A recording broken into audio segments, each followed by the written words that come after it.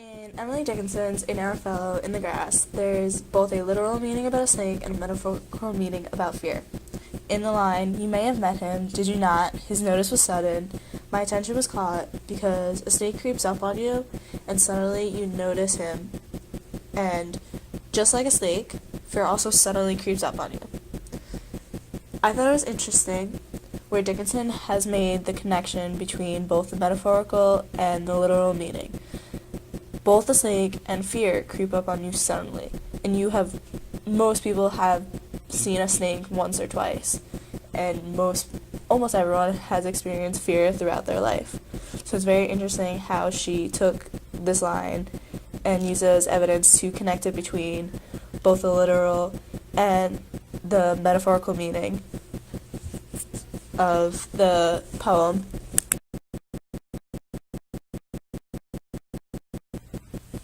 This line really grabbed my attention because, once again, I was able to see the metaphorical meaning of fear. And in this line, I really saw it when it says, "When stooping to secure it, it wrinkled and it was gone." Once you secure your fear, or once you no longer feel that same fear, it wrinkles and it's gone. You no longer feel it, you feel relieved, and it's not there anymore. And in this line, I can see how Dickinson is appealing to the ethos of her audience, and how the feeling of fear and the feeling of your fear going away.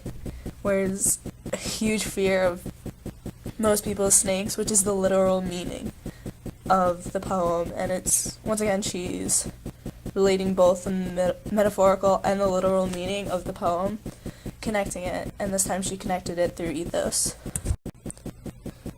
This passage, "But never met this fellow, attended or alone, without a tired breathing, and zero at the bone," really relates to my personal and emotional life, because every time I feel fear, it's the exact feeling that I feel. Like, as it says, a tighter breathing. Same thing happens to me every time I'm scared, and zero at the bone also means feeling fear. And every time, relating back to the metaphorical meaning of fear in the poem, every time someone meets fear, their breath tightens, and that's whether they're with someone or not. You just get scared and you tense up.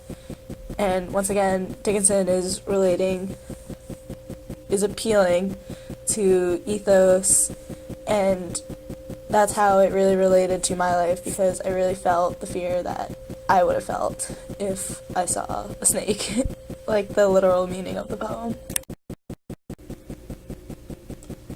In the poem, "The Loon on Forrester's Pond" by Hayden Carruth, there was one line that really related to my life, and the line was, "It came from inside the long wilderness of my life, a loon's song."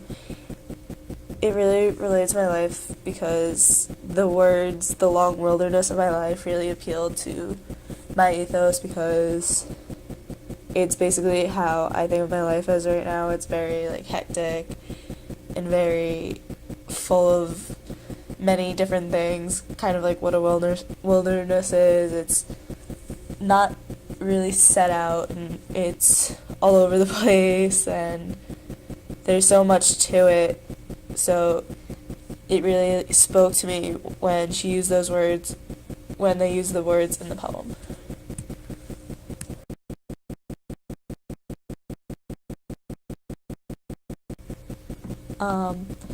The passage, "He had seen a loon swimming beneath his boat, a shape dark and powerful, down in the silent, mysterious world, and how it ejected a plume of white excrement curving behind. It was beautiful," he said. This passage really stuck out to me and really grabbed my interest, because I thought it was really cool how the author sort of contrasted with the word loon and how beautiful it was.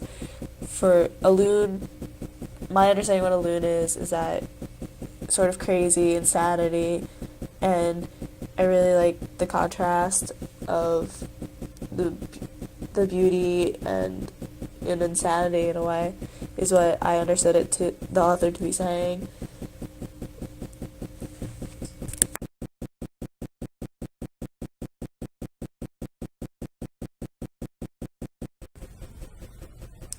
The passage, "The loon broke the stillness over the water again and again, broke the wilderness with his song, truly a vestige," really stood out to me because I liked how Carruth had contrasted the word loon and stillness, and how the way the insanity is breaking the norm, which is the loon breaking the stillness of the water.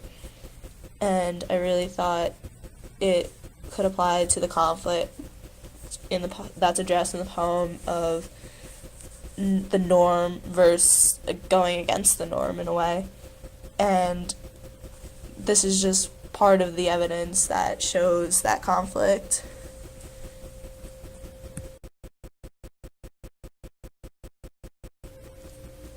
So the last poem is called "The Badger" by John Clare, and the passage that I chose that really piqued my interest was, "With nose on the ground, he runs an awkward pace, and anything will beat him in the race."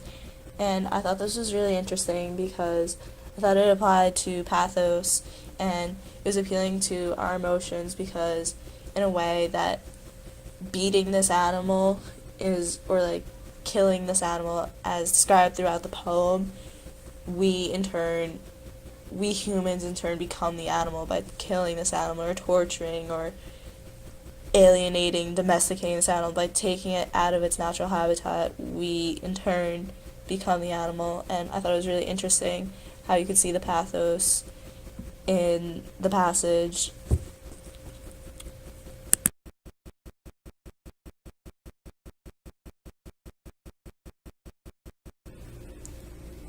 This passage, "Through scarcely half as big, demure and small, he fights with dogs for bones and beats them all." This passage really piqued my interest because the moment I read that, I sort of related it to life itself and how you have to fight for what you want, and you fight both people who are bigger than you, who aren't on the level you are, and when you beat those who are fighting for just what you want, you are fighting with dogs in a way.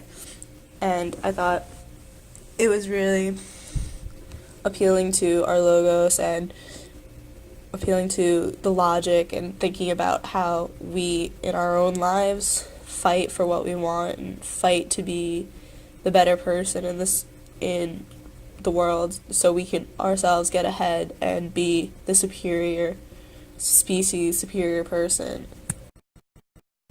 This passage, "Some keep a baited badger tame as hog, and tame him till he follows like the dog. They urge him on like dogs and show fair play. He beats and scarcely wounded goes away." This passage really piqued my interest because I thought it once again appealed to the pathos and the idea of killing, domesticating, or torturing the animal. We in itself become the animal, but also it applies to ethos and whether hunting is truly ethical not for food. I mean, just for fun. Like, is it just so we could show that we humans are superior? And I also saw one of the main conflicts of the poem in this passage of human versus nature, where you're trying to tame the badger and domesticate him like a house pet, such as the dog, and it's really showing how we humans are fighting against nature and trying to become the superior species. And going back to ethos, is that ethical? Does it go against all that we believe in our morals? If we act like this to animals, are we in self becoming the animal? And I also saw how it can be we acting more superior to other humans, and it can be related to many things throughout history with settlers and Native Americans, or with Jews in the Holocaust, or with segregation. It goes on throughout history, and I think that's one of the points that could be made by the author